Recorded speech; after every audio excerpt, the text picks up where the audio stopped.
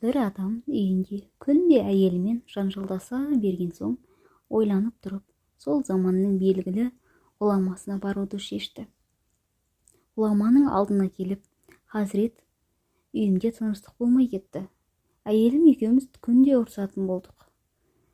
Талап беріп, босата жіберейін десем, балаларым обал. Мұндай өмір сүргенімше өлгенім артық қой деймін. Сіздің аузыңызға дуалы ғой, маған өлім тілеп беріңізші дейді. Ғұлама, сенікі дұрыс деп, сабыр етсең болмай ма деп сұрайды. Әлгі адам, жоқ, олай да істеп көрдім, болмады дейді. Ғұлама, бір айда өлесің, үйіңе қайта бер дейді. Әлгі адам үйіне келген соң намазын дұрыстап тұрып оқып, ақыреттік сапарға дайындала бастайды. Күнделікті әдетінше әйелі ұрыса бастаса, одан жауап жоқ, үндемейді. Қолынан тәспісі түспейді, нәпіл ораза ұстап, нәпіл намаз көп оқиды. Жақсылық жасауға асығып тұрады. Әйелі, әй, мынау шынымен ақ өзгерген екен, деп ойлап ұрысуды да доғарады. Үй ішінде тыныштық, береке орнайды. 30-шы күн болғанда, әлгі адам кебінін дайындап, жайнамазын жайып, намазын оқып, өлім періштесін күтіп отырады. Ол күні келмеген соң, мен барған күн саналмаған шығар деп, ертеңін күтеді. Ертеңінде де бәрі тып-тыныш.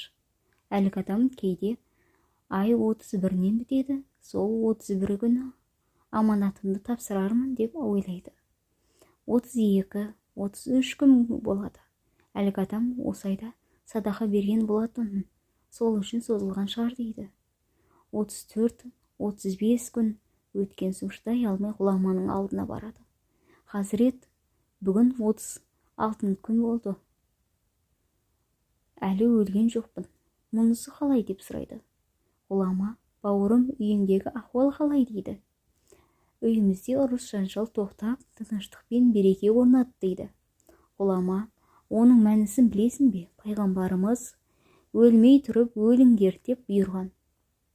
Яғни ақыреттік амалдарыңыз дұрыстаңдар деді. Сен өлмей тұрып өле білдің. Әйелің тірі, сен өлісің.